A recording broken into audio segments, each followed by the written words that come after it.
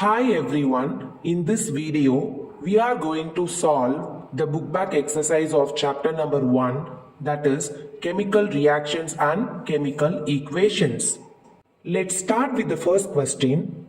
Which of the statements about the reaction below are incorrect?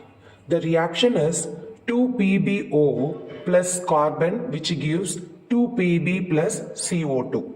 Here, in this chemical reaction, lead oxide is reduced to lead, carbon is oxidized to carbon dioxide. So, option C and D are correct, A and B are incorrect. But in the question, they asked us to find out the incorrect statement. So, option 1 is the correct answer. Now, let's move to the second question.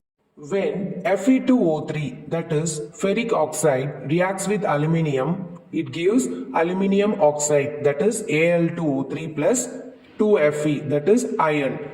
This reaction is an example of dash. So the correct answer is option D, that is displacement reaction, because we know that aluminium is more reactive than iron. So aluminium replaces the iron and forms aluminium oxide. So the correct answer is option D, displacement reaction.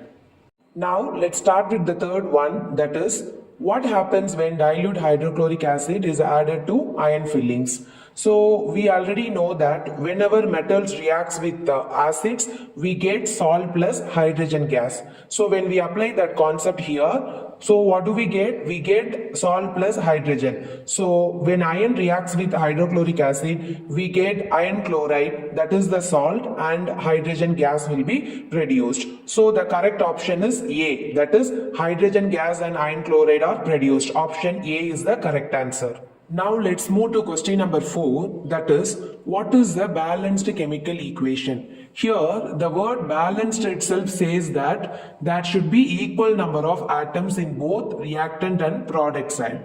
Then what may be the definition? So the definition is a balanced chemical equation has an equal number of atoms of different elements in the reactant and product. This is the definition. Okay. Now let's move to the second one, that is why should chemical equations be balanced?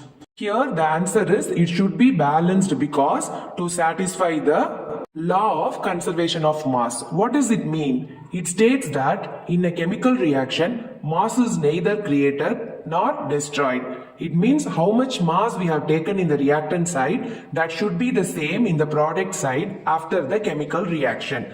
That is what law of conservation of mass says about. So the answer is the chemical equations should be balanced to satisfy the law of conservation of mass.